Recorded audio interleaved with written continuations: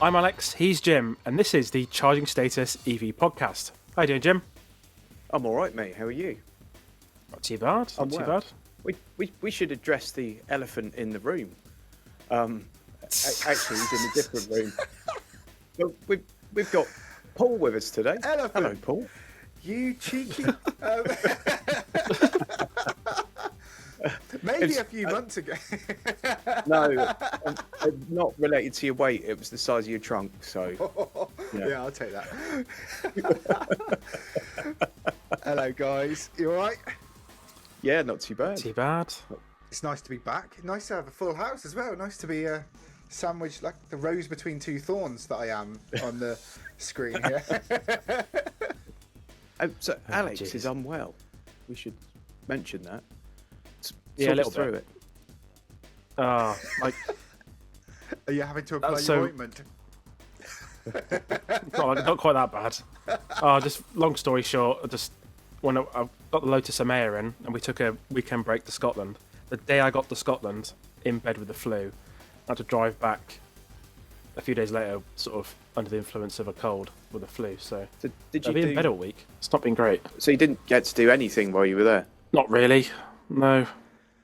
Did you go to Greg's? Oh well, I did. Yeah. Yeah. Yeah. Good. Yeah.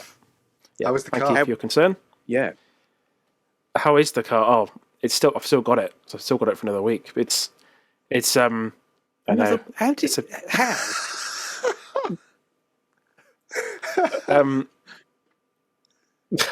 I move in mysterious ways. It?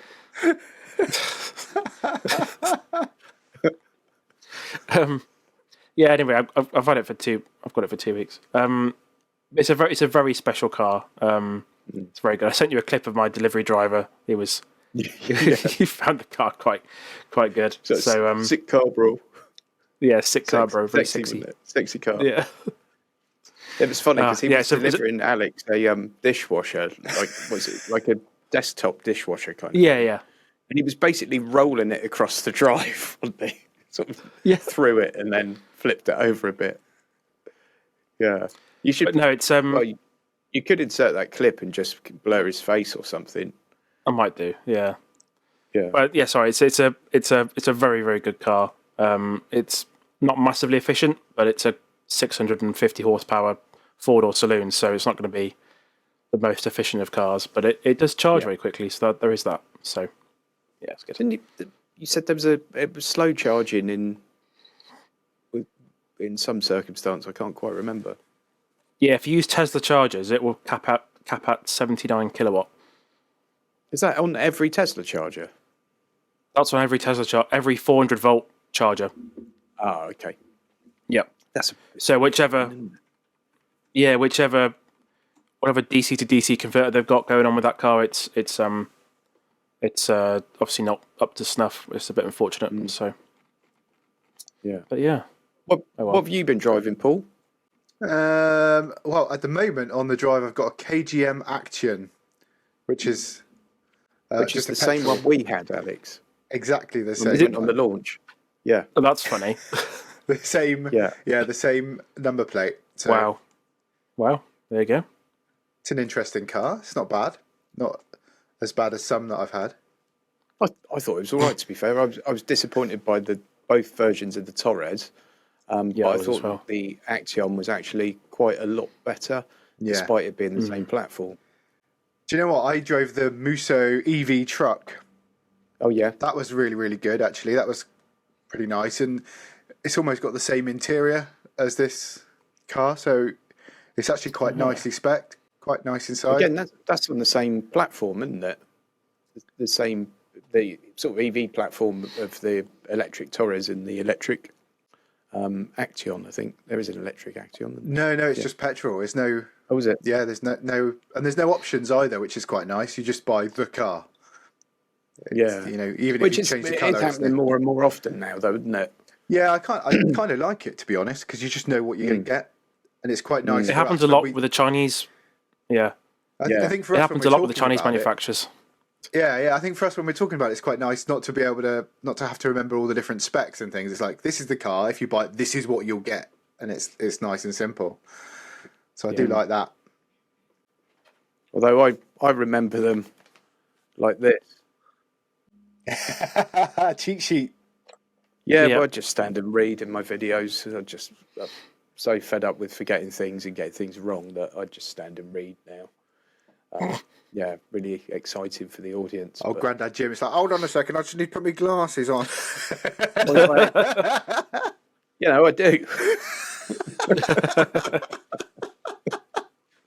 Yeah, but such is life, you know. But one day it will all end thanks to the sweet relief of death. But until then, I'll wear my varifocals and read from a sheet. So there's the podcast title. It's not all bad. The sweet relief of death. Yep. Wow. Jeez. Yeah. But what else have you've had that? You've had the spicy GV60, haven't you? The new one with the pretend gears. Yes, yeah. I had at the same time as Alex had a GV60. Actually, I think you had the pure, and I had the performance. So I had the spicy one with all the gears and the noise and the drift mode and all that malarkey, and that was brilliant. That was a very, very nice car. But actually, in terms of performance EVs, I had the Brabus Smart #5 last week, and that was amazing. That's 0 to 60 in 3.8 seconds and 600 odd horsepower. That's also got fake engine noises and fake gear changes and all that as well.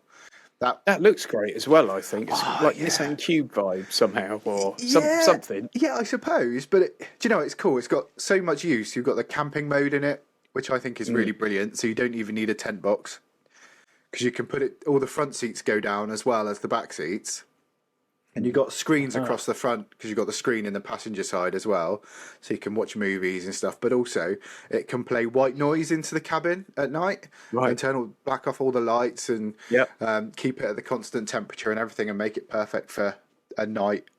Because it's got off-road mode and all that sort of jazz, as well as the Brabus break your neck mode. Nice. So it's great. Yeah. I really love that car, actually. I really like that. I'd love to get one of those in for review, actually, but it seems to be one of those companies where the BR's email doesn't work. And of course, there was so many brand guidelines, because you're not allowed to say you open the boot by fingering the A-hole. Oh. You're not allowed to say that, which is a shame.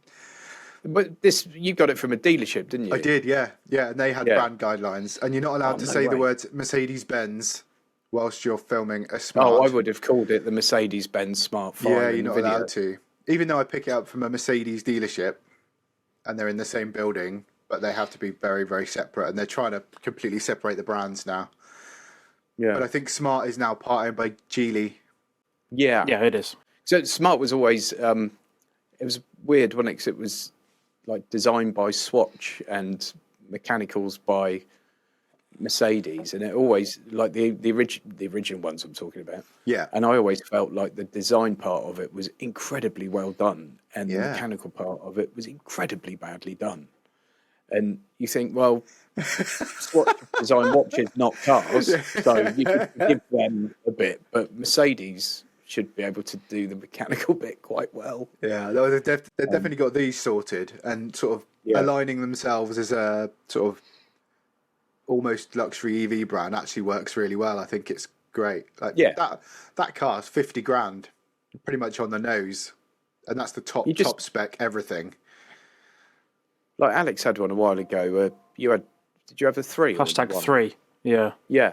And we were saying, like, you never see them in the wild. No, so but they look great. I think they look really good. Yeah. Yeah. The tech's brilliant. Really cool. Like, the numbers all make sense. Yep. And you'd think they'd be trying to push them out for people to do reviews as much as possible. But to be fair, I'd like to see them do a #7 based on that 5 platform with an extra couple of seats in the back, because there's more than enough space for it. And I think that would be a real game changer at that kind of price point as well. Because you'd be competing with the EV9 and stuff, but it'd be a bit more, smart design and stuff. I think that would be quite cool. A bit funkier. Yeah, I think they could, and I think they could probably get it in under the 60 grand mark if they're doing that Brabus 5 at 50. Mm-hmm. They've got the hashtag 1 or 2 coming out at some point as well. They've actually confirmed the city car variant, so that'd be good. Yeah, absolutely. Yeah, I must admit, I'm all for it. I think they, it's a brand everybody knows, which is always helpful. Yeah. What about you, Jim? What have you been driving? So, was it yesterday? Day before, I was at the Citroën C5 Aircross launch, which I just took the electric one out. So I've done my video with the electric one. Nice. Thinking of the podcast and how sometimes we drive everything apart from electric cars. So yeah, had that. When's this going to go out? Well, just watch the video and you can see what I think about it. So there's an embargo on it, and I can't say what I think of it. The driving impressions, anyway. What I can tell you is that the interior is a million miles better than the old one, and I know the old one very well because I had one. And it's much like the pricing seems very sensible for a Stellantis car, and they made quite a big deal about the fact that they're looking at fair pricing rather than putting out really high prices and then having to discount heavily, which obviously Vauxhall has done constantly in recent years. 36 grand for a Corsa, and then they knock it down to 20. And if you saw my new car price video the other day, you'll see the Jeep Grand Cherokee is like the thumbnail picture, £88,000, and they've knocked 35 off at the dealership. And they're kind of saying it's possibly not the best idea to do that. Sometimes people think they're getting a bargain, but sometimes people think they're taking the Michael. So the pricing seems quite good, and it's the EV variants are like £2,000 more than the petrol. So it's not price parity, but it's not far off. So that was good. And I went to I did the you were there as well, actually, Alex, the BYD CL6. Oh yes. God, yeah, feels like ages ago now. Yeah, it does, doesn't it? What was it, like a week ago? Yeah. And that's a hybrid, isn't it? Yes, plug-in hybrid. No EV at the moment. I don't think it.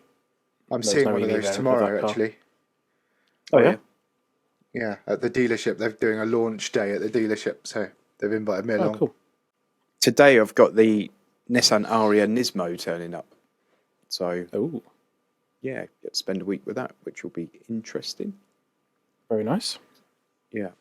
What else have you had in, Alex, apart from the Lotus that you've had for 2 weeks? And they told me they're unavailable. Well, of course it's unavailable because Alex has got it. Do you know what? I can't remember, so I have to look at my calendar.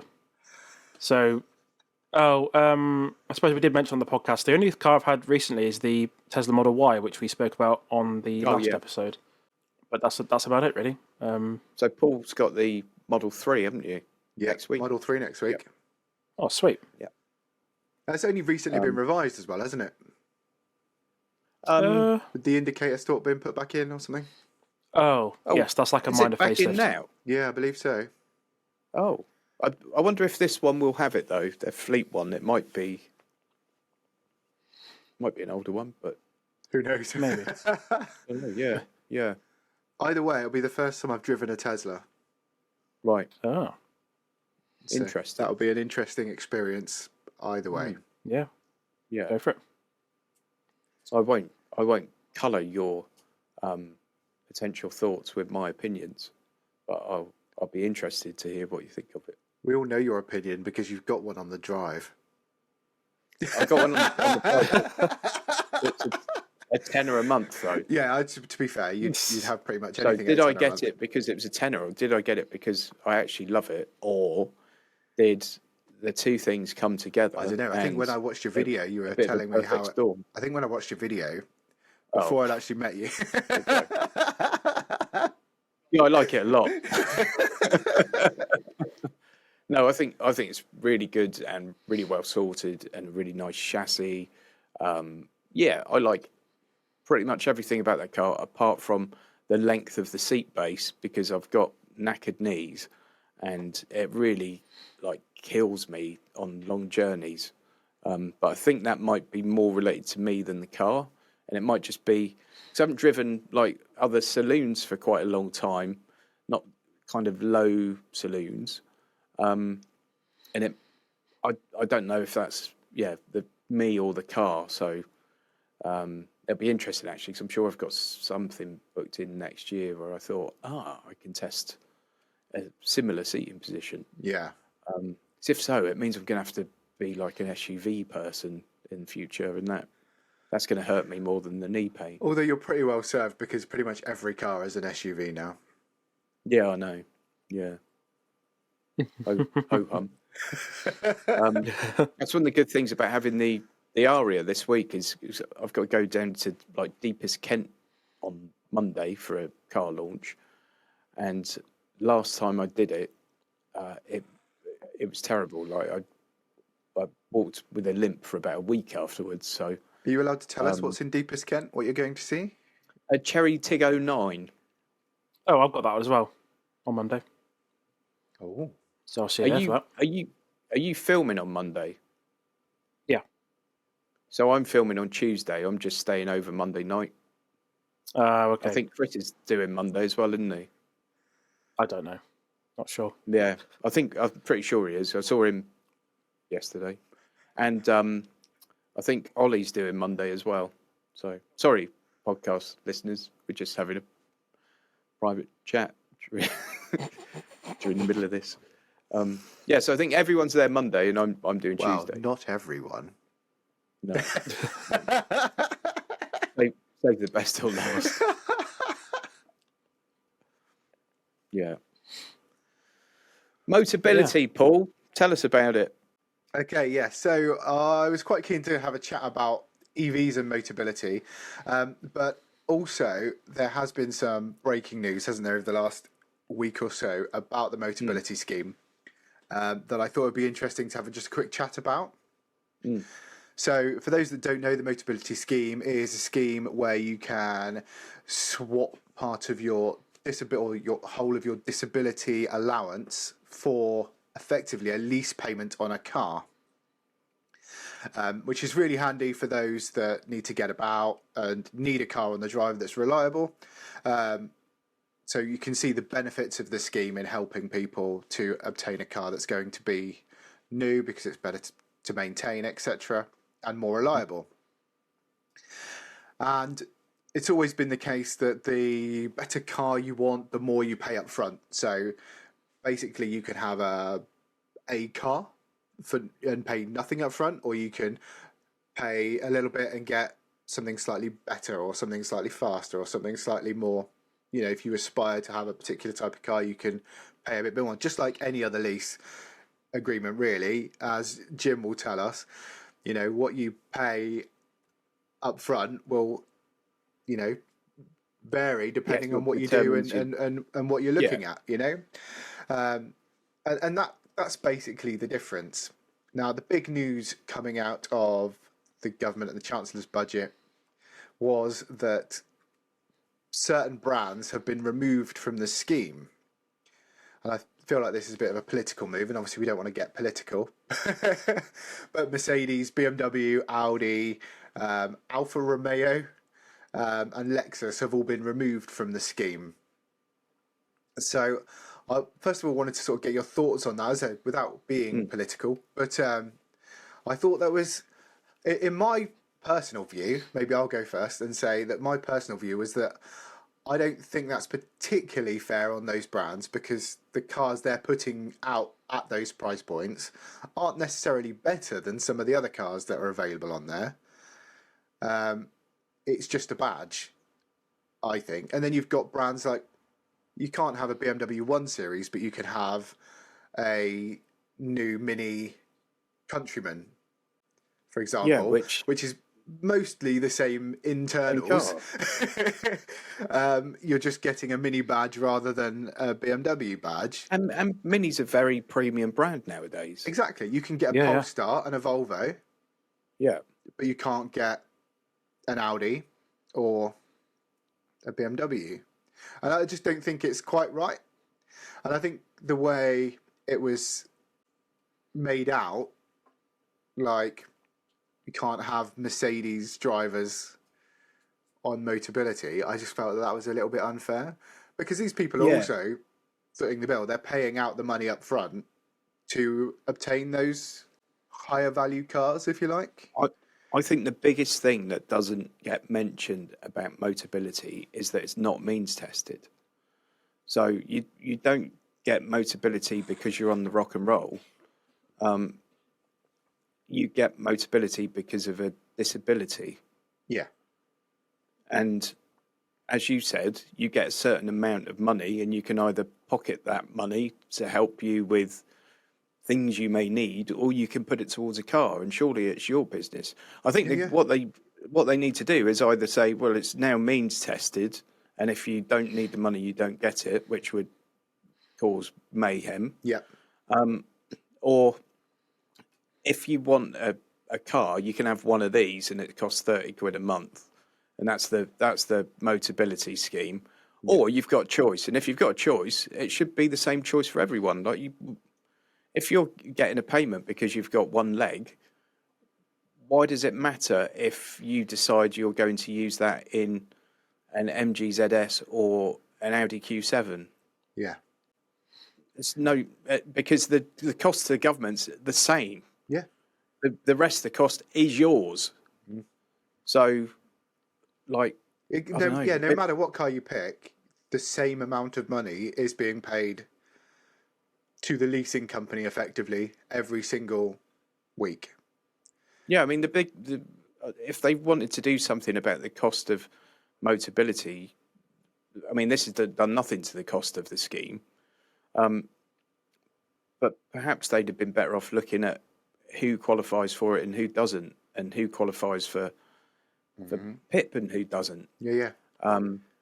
And because I certainly, I'm sure everyone knows of cases where people have taken the piss and got benefits they weren't entitled to. And then the flip side of that, people that are in desperate need of help that get absolutely nothing.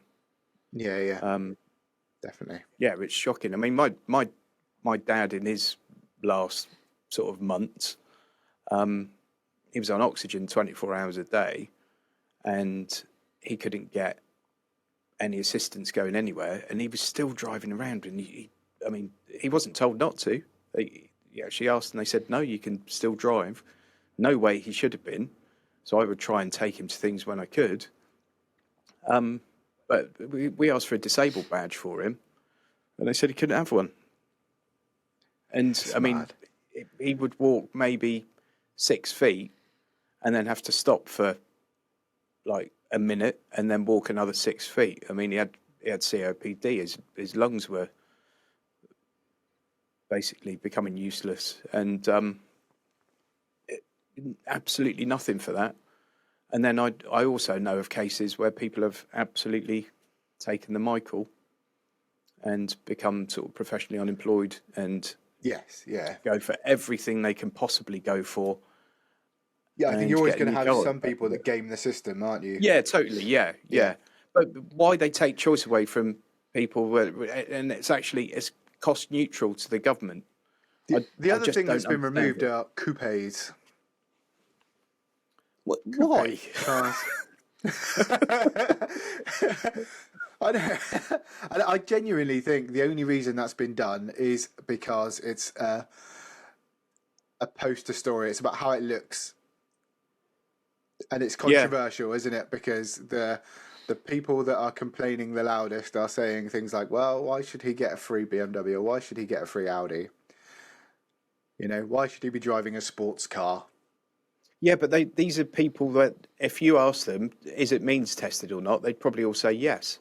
Yeah. And it's not. You can be a millionaire and get a Motability car. Exactly. There was one thing, Alex. There was one thing that you're saying the cost of government is negligible. It's the Motability scheme covers insurance. So I'm just wondering if they've analysed the figures and found that these premium brands are costing them more in insurance. There might be that aspect to it. I'm not sure though. It is. But you can have it's like a Volvo and a fleet Polestar. insurance. Yeah, it's like a fleet insurance, though, isn't it, for everybody? I think. Yeah, so I mean, that won't be an issue at all. Okay. But yeah, I said that very confidently, but for those that don't know, I spent 25 years in insurance, so I understand that. And I think with the insurance part, like there are multiple cars you can't have if you're under 25 and stuff like that. So they have, there are certain levels where they say you can't have that, and then they still put black boxes on cars if they feel they have to. So the insurance company that they deal with does have some say in that, who gets which cars and things as well. So I don't know. I think that's probably mitigated by those circumstances. And they'll effectively be paying a cost per unit, and the car's not so important. Yeah, definitely. Got you. The other piece of news from the changes that happened last month now is that the ambition is for 50% of all vehicles which are leased through the scheme to be British built in 10 years' time.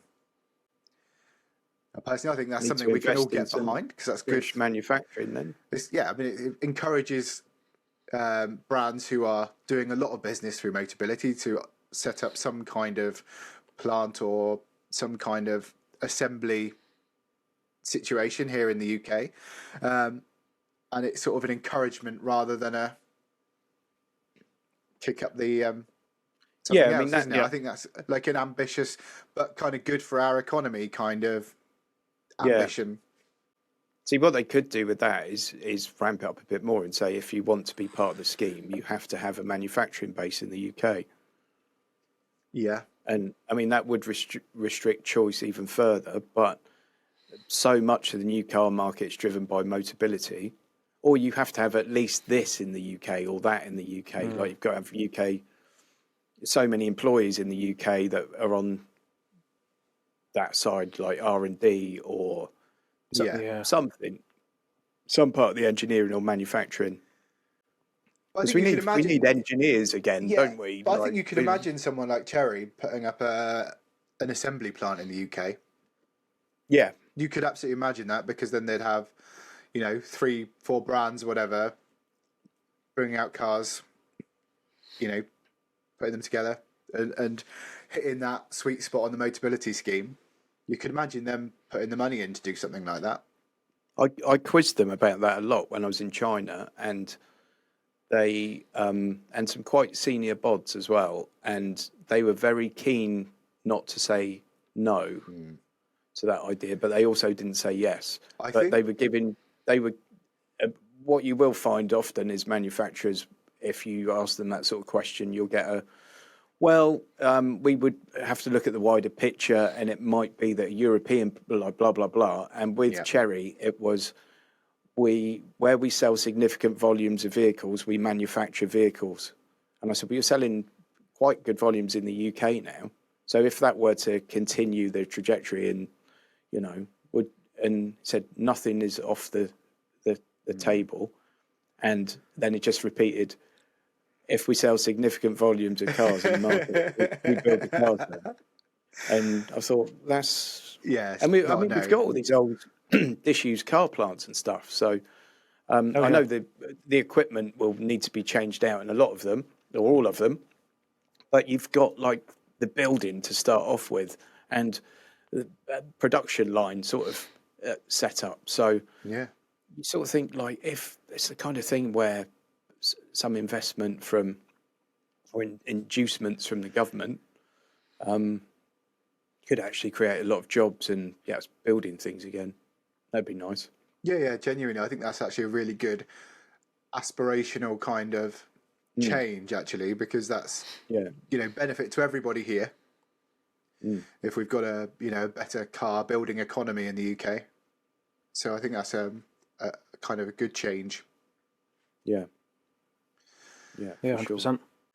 Cool. Well, away from the news, I was going to suggest we look at certain categories within Motability, and I'll tell you some cars that are available in those categories, and then we can have a little chat about which ones we think probably would be the better buy. Yeah, based on our Sounds experience, what we've seen, and that sort of thing. I think that might be quite useful. Sounds like a fun game, yeah. Yeah. So first of all, the cars did you invite him, Alex, or what? Pardon?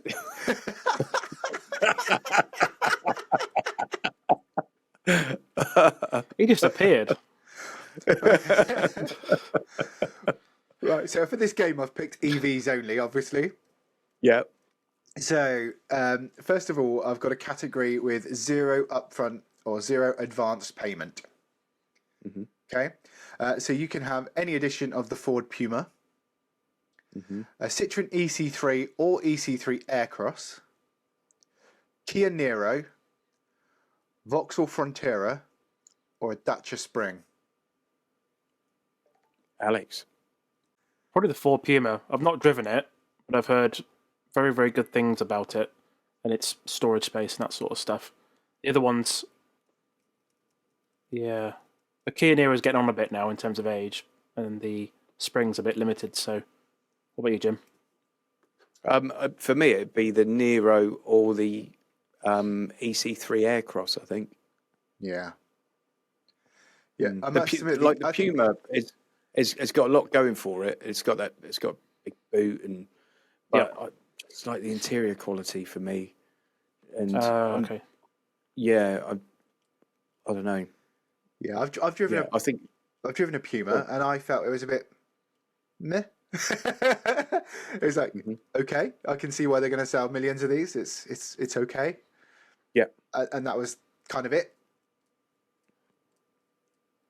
I didn't think it was particularly exciting in any way. It was just. So what would you go for from that group then? I quite like the Nero. Yeah, I think that's a really good car. Quite a useful family car, I suppose. That or this is the thing with Kia. Or the C3 Aircross again, because actually it's like driving your sofa. They're so comfy. Yeah. And I know it's Citroën, so its build quality isn't as great as perhaps the Kia would be. But I quite liked it. I've driven the non-Aircross version, and I thought, do you know what? It's kind of quirky and it's kind of cool, but the bigger one is definitely a better car. Yeah, I think with like Kia and Hyundai though, like every car's solid, isn't it? Yeah, like not always the most spectacular things, but there's very little wrong with them. Yep. Yeah, agreed. Well, what's the next round, Okay, Games Master? next round. So these are all the costs between £1 and £1,000 advance payment. Yep. Ready? Hyundai Insta. Yeah. Volkswagen ID3. Fiat Grande Panda. Panda. Peugeot 2008. The Hyundai Kona. And the Suzuki e-Vitara. Ooh. Alex. I think instinctively the Kona. I drove one last year. It's a very, very, very solid car, and there's, as you guys said with the Nero, there's very little wrong with it. So, yeah, the Insta's really good, but it's a bit, I suppose, I'm not sure if we're picking cars that are suitable for family use or just the ones we just like. No, these are just in these categories. It's just what you would pick, what your favourite is out of those. Okay. So for me, like the best one to drive is going to be the Insta, because I absolutely love it. I think it's phenomenal. Yep. But I'd probably get the ID3 because I would need a bit more range and a bit more space, a bit more passenger room and stuff. But the best driver, I think, is the Insta, because I think it's exceptional. It is. It's good. So for me, I actually quite like the Grand Panda. I think it's funky. I've not sat in one yet, so I might completely change my mind when I actually sit in one. but just from looking at the pictures and other people's videos, I think they're really funky. I think that's a great looking car. But otherwise, it would be between the Kona and Insta, depending on what I needed. Because I think the Insta, I've driven that. It was loads of fun. It was really funky inside. It was. I really like the design of it, how it felt when you're in it, as well as it's driving. Cool. And the Kona again is just solid. It's weird, the Insta, isn't it? 'Cause it's a really small car, but it almost feels like you're in a van because the windscreen's pushed so far back. Yeah. I think you've got that thing as well where like the door cards in cars now are so thick because they've got massive door bins, handles and all that. Whereas it's almost van-like in terms of there's nothing on the door to give you that more internal space. So it kind of feels like that when you're in it. And you sit very upright again, like a van as well. So it's it's a nice car to drive. Right, thanks for that, Dale Winton. I've got one more category for you. Oh, great! One more. Come on, then. Right, okay, and this is best electric 7-seater on the scheme.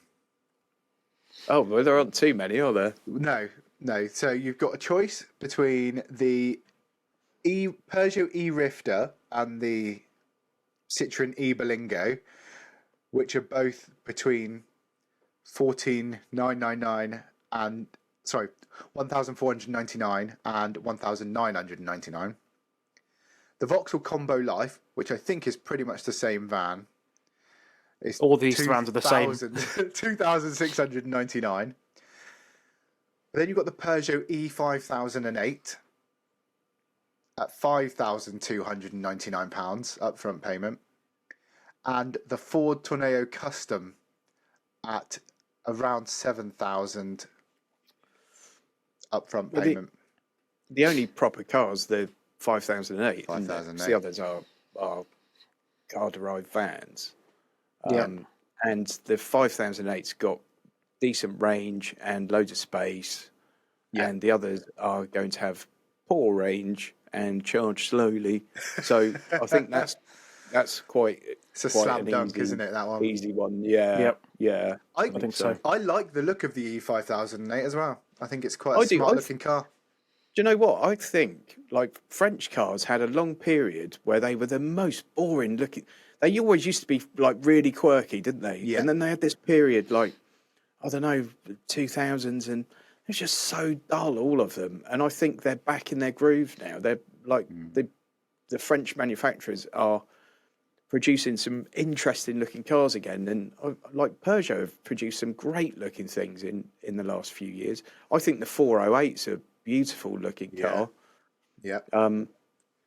And there is some nice stuff. Obviously, like we got the Renault 5, and I even quite like the Renault 4. That's it's a very different kind of thing. But when they're daring to be quirky again and sort of leaning into the fact that we're French and we're different. And I think we're seeing people do retro right. Yeah. Unlike Ford. I think we're seeing Renault especially. And now Fiat doing retro in a really good way, because they're actually bringing fun, kind of playful type cars that have a real homage to their originals.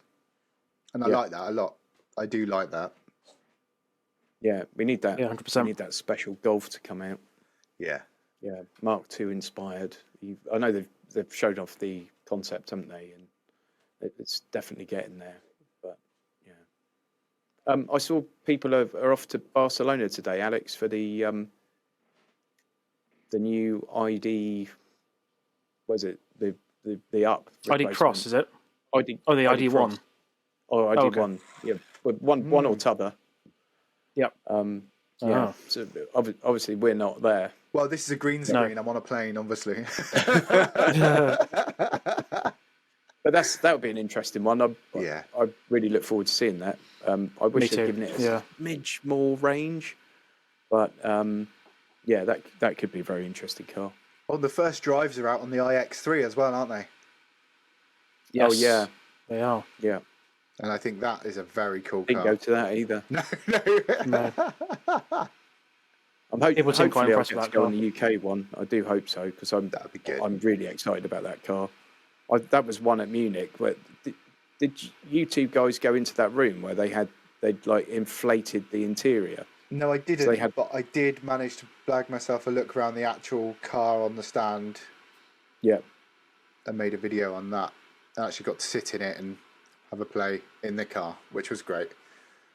And I must admit, it felt really nice inside. It did feel like a really cool does, car. doesn't it? But like what they've done with the interior is very cool, and I like the design. I mean, a lot of people are saying they hate it, and I've known people always seem to hate any change to BMW, but I feel like it evolves really nicely. And when they do put something brave out there and different, I think hats off. Well, I think it's great that they've gone from concept to actually making it, and it is still looking like that. Very, very similar, yeah. Yeah, I think that's brilliant. It's not been sort of dumbed down by the suits in the room. Yeah. Do you know what I love to see a car where I don't like the design, like because it's so wild and crazy. Because that happens so little now. Usually you don't like it because it's just so bland. And I don't know. We need like the new Fiat. What was it? The Multipla. We need more things like that where they're just like, oh my god, why would anyone ever design that? My brother bought one of that, and he called it one of those, and he called it the Ugly Bus. That's brilliant. It's brilliant. See what he's done there. I tell you what, in terms of brave design, there's that new Dacia, that little Dacia city car kind of concept. Won a Top the Gear hipster award last week. Yeah, that's it. Yeah. What is it? The hipster. It's called the hipster. It's got like fabric door handles on the outside. Mad looking thing. Do you have to change your glasses for that, Jim? They'll definitely make it to production. That's the first time the word hipster's been typed into Jim's computer. Yeah, right. All right, that looks a bit like a K car, doesn't it? It does, yeah, very much so. Yeah. All right, yeah, that's quite interesting. I'm not upset at that. I like that. It'll never get built, but I like it. I'm just seeing the picture next to humans, and it's tiny, isn't it? Yeah, it is little. Jeez. But that won a Top Gear award last week. All right. I wonder how much that cost them.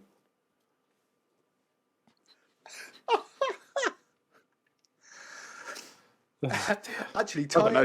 It's award season at the moment, isn't it? Is, yeah. I've been like on the other side of award season in a different industry, and should we do some charging status awards? Taken with a pinch of salt. We should do an awards night. We should do an awards night. Worst guest. Oh. Thanks, guys. We're going to call this one. We're going to call it the Paul Gawne Award. Oh. Like the Top Gear one when they did the golden cock. Yeah. Do you remember? We should do like a Greg's Award for like the best roadside snack or something, and get some sponsors in. Well, maybe we could record something and put it out on New Year, an off the beat kind of awards, best of 25 jobby. That'd be good fun. Yeah, I did a video a few years ago, and I think people were just so awarded out by that time because they do them all at the same time. Yeah, I mean, it's got to be quite ridiculous. It's got to be sort of something different, isn't it? It's hard as well. Like when obviously the magazines and that have at least driven, someone there's driven everything. Yeah. Where even if this year I drive 100 cars or something, I haven't driven 250. No. So, yeah. But it'd be interesting, huh? You know, there's some awards I'd give out. Best 7-seater I've driven, Ioniq 9. That was great. Nice. Yeah, I think it's possible. But one thing that is interesting this week, depending on when this goes out, is kind of all the worlds colliding here. Is the Formula E season starts this weekend in Sao Paulo. So that's the electric racing series, like the electric version of Formula One, effectively. Yeah. And if you like motorsport, then Paul's channel is one you need to subscribe to. Paul does the weekly motorsport news. Yes. And not many are doing that. And No. yeah, so go and check out Paul's YouTube channel. Thank you. I wasn't destined for a plug, to be fair. I was just sort of colliding out. Well, this is an EV championship. It's a nice natural place for it. And they've got something I find really interesting, actually, is the tech in it, because they have pit boost now where you can charge the car in a pit stop. So just in a few seconds, they plug the car in and they just give it many hundreds of volts of electricity, and it just gives it a massive boost in terms of power. So I think that is very, very cool technology, and there's like a big pioneering super fast charging kind of technology that they've introduced. Yeah, they'll probably trickle down to the road eventually. Yeah, that's the plan. And it's all manufacturers that should be road relevant. You know, Citroën have come back this year as their Stellantis team, and Porsche in there, and obviously Porsche are working really hard on wireless charging and things as well, aren't they? So there's quite a lot of technology coming out of Formula E and what they learn in motorsport as well. So it's that Porsche wireless charging is what, 75 kilowatts? Yeah, which that's is impressive, good, isn't it?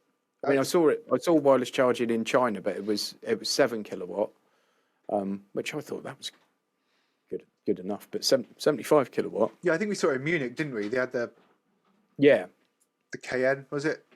Yeah. Yep. Yeah. It looked great. I mean, imagine you put that on your drive. You'd well, you wouldn't need to, would you? I suppose you had those it's in the service thing on stations. your drive, like the slow charging's enough. Yeah, if you had them on service stations and things. My wish for public charges is still that you could just choose your rate. Yeah. So you can say I'm going to be an hour, and make sure it's charged in an hour, and so that you could go and do your thing, because charging too quickly is a problem. Oh, I did see in America, in good old America, they have. I'm sure I'm doubting myself now. There was somewhere where they're testing a charging lane.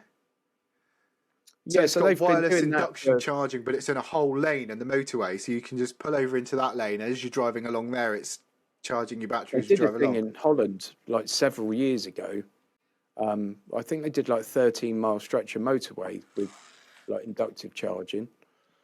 I think it was in Holland, and that was quite a long time ago. But that would be unbelievable. But you have to wonder how they would bill it and the cost to install that. Well, they can catch you if you go in a bus lane, so I'd imagine they'd use the same technology. Yeah, but I mean, you'd get a letter from the old council going, "Hello, you. We saw you in the charging lane. That's 50 quid. Thank you." they also come full of pothole, though, can't they? So, I don't know if the two things. But sticking a camera up is different to digging up like 10 miles of road. Yeah. I saw Citroën have actually paid to fill potholes in Gateshead for a week because they're so fed up by the state of the roads that Citroën actually paid for a team to go and fill potholes for a week. Wow. I mean, Citroën must have felt pretty incensed, because normally you can't fill potholes in Citroëns because they just glide. Yeah. Like it's driving a sofa. It's yeah. Wow. Right. I think that's it. I think so. Wow. Thank you so much for joining us, Paul, and talking us through the Motability scheme and having a little game there. It was quite good fun. Thank you very much. Where can people find you if they want to find out more about you and what you do? Yeah, so my channel is called Gawne in 60 Seconds. No spaces on YouTube.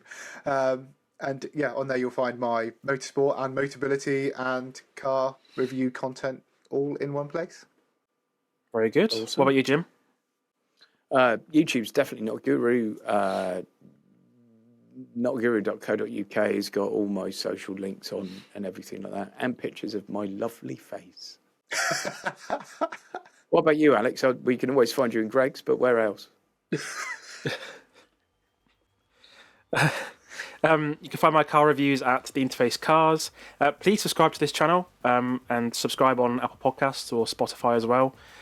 We do publish a new podcast every couple of weeks. So your support is greatly appreciated. Thank you. Without further ado, that's pretty much it, really. Thanks so much for watching, listening, and we'll see you again next time. Bye-bye. Thank you.